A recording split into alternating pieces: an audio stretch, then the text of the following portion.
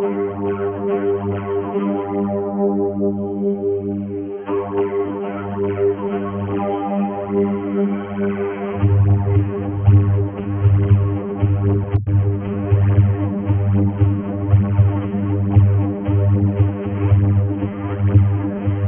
Hero को गोली लगता है और एस्पिरिन खा के वापस विलन से लड़ने आ जाता है।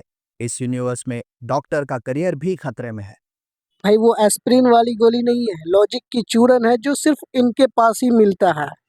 एग्जैक्टली यहाँ दिमाग से ज़्यादा हाथ चलता है, हाथ भी नहीं गोली चलती है। और आज हम तीनों स्पाई यूनिवर्स को ब्रीफली एक्सप्लेन करने की कोशिश करेंगे। द स्पाई यूनिवर्स नाम तो सुना ही होगा, जो इंडिया का सबसे बड़ा यूनिवर्स है। पता नहीं कैसे बट है। वाईआरएफ के मेकर्स आदित्य चोपड़ा, इनके बारे में एक रूमर्स भी है। 2010 से पहले वाईआरएफ स्टूडियो की लगी पड़ी थी फ्लॉप फिल्म दे देकर।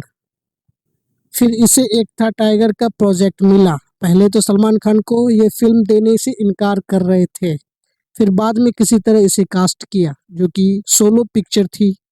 इसकी स्टोरी हमें ऑलरेडी पता है, जिसका प्लॉट था इंडिया पाकिस्तान लव स्पाई। आप डिनाई नहीं कर सकते, Ek Tha Tiger was such a perfect cocktail of action thriller with Salman Khan's energetic screen presence. Honestly आज भी एक था टाइगर को एज ए मूड स्विचर के लिए देखता हूँ, जो थेरेपी का डोपामिन का काम करता है। और इसका सॉन्ग लाइक माशाअल्लाह का स्वैग, लापता का एडवेंचर, बंजारा का सफर और सैयारा का दर्द सब मिला के एक ऐसा फीलिंग जनरेट करता है जो मूड को सीधा कोकेन की तरह लिफ्ट कर देता है। और इसका एक्शन एकदम raw type, like chase scene जो हार्ट बीट को बढ़ा देता है, और सलमान खान का स्टंट जो स्क्रीन पे एक अलग लेवल का थ्रिल क्रिएट करता है। फिर स्पाई यूनिवर्स के दूसरे मूवी पर आते हैं, टाइगर जिंदा है, जो एक था टाइगर का सीक्वल था, जिसका वही same plot, India Pakistan spy love story, जो सिर्फ सीक्वल के नाम पे, एक्टर के नाम पे बना दिया गया था। ना प्रॉपर प्लानिंग किया गया था, ना तो स्टोरी के कॉन्सिक्वेंसेस प्रॉपरली दिखाए गए थे। जिसमें सलमान खान की एक्टिंग के बारे में बात करें तो वही सेम एक्सप्रेशंस, कब गुस्सा है कब स्माइल दे रहा है डजंट मैटर। और इसका विलन टेररिस्ट के नाम पे बंदूक थमा दिया और अल्लाह अकबर बुलवा दिया, जिसका कोई प्रॉपर क्लैरिफिकेशन नहीं, कोई डेप्थ नहीं।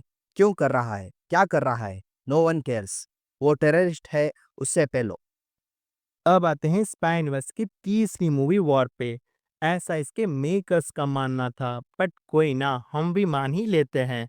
आपने तो वो कहावत सुनी होगी, कौवा चले हंस की चाल। जब गधा भीड़ का चाल चलेगा तो खुद अपने रास्ते का गधा बन जाएगा। बट ऑनेस्टली वॉर मूवी सच में एक मास्टरपीस फिल्म की तरह हमें प्रेजेंट की जाती है, जहाँ पे दो एक्शन एक्टर के बीच में आपको कॉम्बैट सीक्वेंस देखने को मिल जाता है और ये सही में आपको वॉर वाली फीलिंग देता है। ऋतिक रोशन और टाइगर श्रॉफ दोनों का background as an action actor ही जाना जाता है, और हिंदी ऑडियंस के लिए ये टॉपिक किसी भी एडवेंचर से कम नहीं था उस टाइम पीरियड पे। अब तो हर दूसरी पिक्चर में आपको एक सिविल वॉर देखने को मिल जाता है। फाइट सीक्वेंस के नाम पे बड़े बड़े एक्टर्स के बीच में आपको वॉर सीक्वेंस दिखाया जाता है।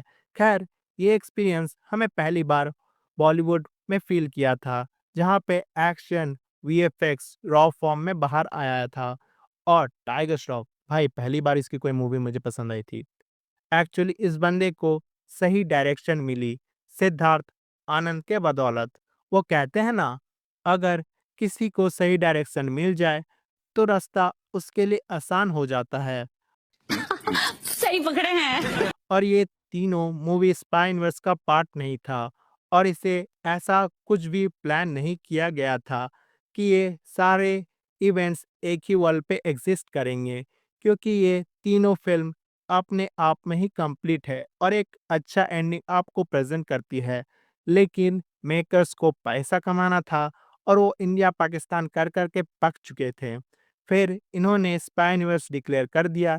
एक्चुअली एक यूनिवर्स जो बनता है उसके प्लानिंग करने से, लेकिन इन्होंने कुछ भी प्लानिंग नहीं किया और एक अपना यूनिवर्स बना दिया, जहाँ पे आपको दुनिया की सबसे best universe Marvel cinematic universe दिखाई गई होगी, जो कि बहुत ही ज़्यादा प्रॉफिटेबल है, जो अपने आने वाले प्रोजेक्ट्स को पहले ही अनाउंस कर देते हैं, जिसके सारे के सारे यूनिवर्स में ही एग्जिस्ट करते हैं और सारे सीन में आपको डिटेलिंग्स भी देखने को मिलती है और उसे ब्रेक डाउन करो तो आपको अलग-अलग थ्योरी देखने को मिल जाएगी। अब वायरफ को पैसे कमाने थे, तो इन्होंने अपना यूनिवर्स बनाने का सोचा। जब धंधे की रोटी कच्ची लगे, तो तंदूर गरम करना सीखो। What? क्योंकि अगर तंदूर कच्ची रहेगी तो कंज्यूमर्स तुम्हारी तरफ देखेंगे भी नहीं। और टेक्निकली इसने स्पाई यूनिवर्स का यही हाल कर दिया। स्पाई यूनिवर्स की पठान जो अब तक सबसे ज्यादा कमाई करने वाली मूवी बन गई है। सोचो क्यों? तुम्हारे पास 5 सेकंड है।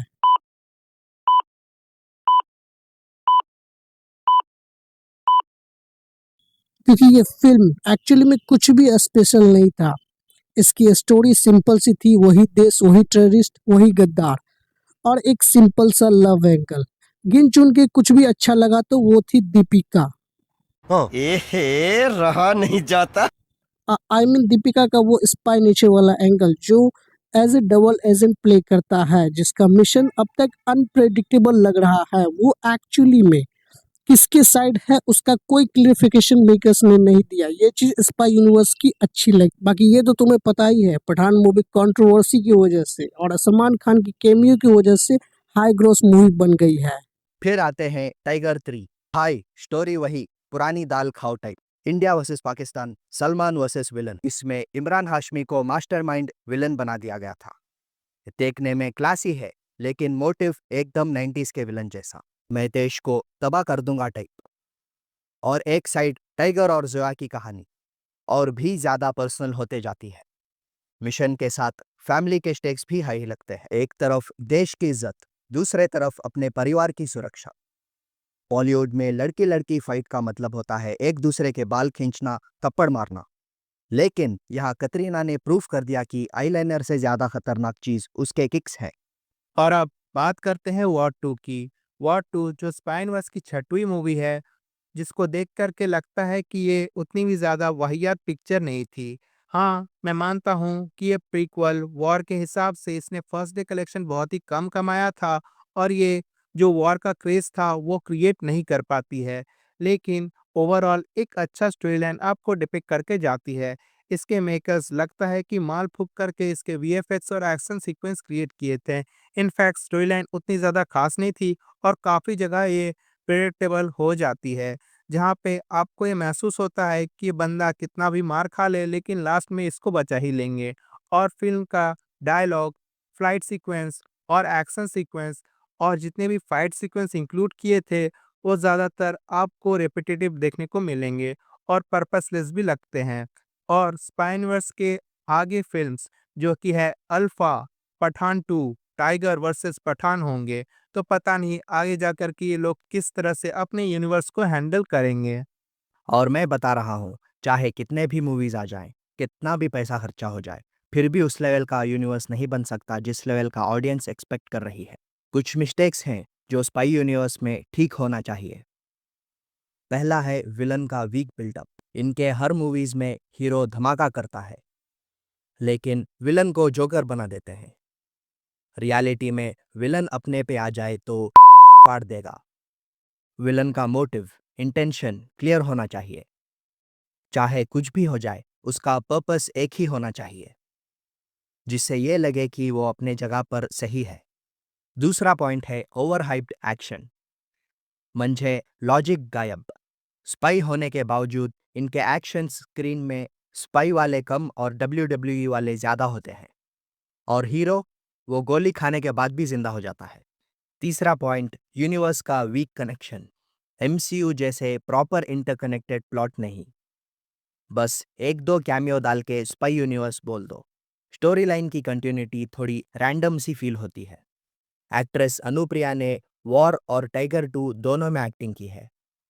आपको लगेगा कैरेक्टर तो सेम होगा, ना बाबा ना, कैरेक्टर बिल्कुल अलग है। टाइगर 2 में इन्होंने नर्स का रोल प्ले किया है और वॉर में स्पाई का कैरेक्टर। चौथा पॉइंट है फीमेल स्पाइस का अंडर यूटिलाइजेशन। कटरीना और दीपिका के रोल्स काफ़ी अच्छे हैं। इन दोनों के रोल्स को सिर्फ एक आई कैंडी की तरह नहीं रखा गया। मूवी के प्लॉट में उनके रोल्स एक सिग्निफिकेंट इम्पैक्ट डालते हैं, लेकिन बाकी रोल्स जैसे कि वानी कपूर और कियारा आडवाणी सिर्फ एक ग्लैमर पर्पस के लिए डाले गए हैं, जो कुछ छपरी टाइप ऑडियंसेस को देखना पसंद है। आडवाणी सब में बढ़िया थी। और उनका बिकिनी सीन कैसा था? वो सब में बढ़िया था। वो सब में बढ़िया था। हाँ। जो तुम अभी उसी चीज के लिए तो गए थे देखने। देखो देखो, दरिंदगी चेहरे से टपकती है। नंबर 1 का कमीना है। पांचवा पॉइंट है सेम फॉर्मूला रिपीटेड। शायद वाईआरएफ ने एक टेम्पलेट दे दिया है जिसमें एक चेकलिस्ट है, मिशंस, टेररिस्ट, पाकिस्तान और देश बचाओ, जो स्पाई यूनिवर्स के मेकर्स को फॉलो करना पड़ता है।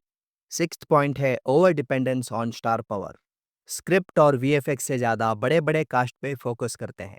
मान लो 400 करोड़ की मूवी है, उसमें 300 करोड़ सिर्फ स्टार्स के लिए ही जाते हैं।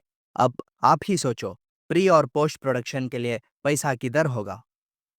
ऑब्वियसली प्रोडक्ट खराब होगा।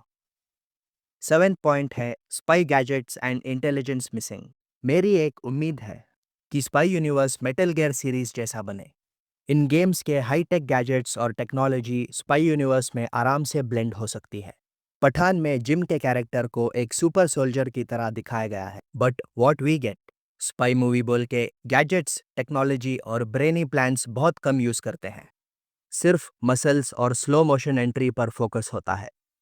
और सबसे इम्पोर्टेंट बात, हॉलीवुड से कॉपी करना बंद कर दो। आप तो जानते होंगे कि हॉलीवुड में इस तरह की मूवीज बहुत ज़्यादा बन चुकी हैं और वहीं से ये लोग चेपते हैं। तो हॉलीवुड की बात करें तो वहाँ पे हमें Mission Impossible, James Bond, Fast and Furious, John Wick, Dark Knight Trilogy, चाहे वो फाइट सीक्वेंस हो या फिर एक्शन के लिए कोई भी सीन उठाया गया हो, सारे चीज़ें कॉपी और चेपी गई लगती है। वो प्लॉट भी उठा लेते हैं और ये सारी चीजें आपको पता चल जाता है। तो ये थी सारी गलतियां जो स्पाई यूनिवर्स को ठीक कर लेनी चाहिए, नहीं तो धीरे धीरे ये बर्बाद हो जाएगी। दुनिया के हर कोने में एक नया मिशन चल रहा है और हम तीनों फिर से आएंगे उसे डिकोड करने। स्पाई यूनिवर्स तो बस एक शुरुआत थी, अगला लेवल होगा जब हम सारे यूनिवर्स को एक्सप्लेन करेंगे। इमेजिन करो, एक ही जगह एक ही स्क्रीन पे बॉलीवुड, हॉलीवुड, साउथ सबकी यूनिवर्स को पार्टिकुलर वीडियो में एक्सप्लेन करेंगे। इसके लिए मूवी हॉलिक और मागा वाइन्स को भी सब्सक्राइब करना है।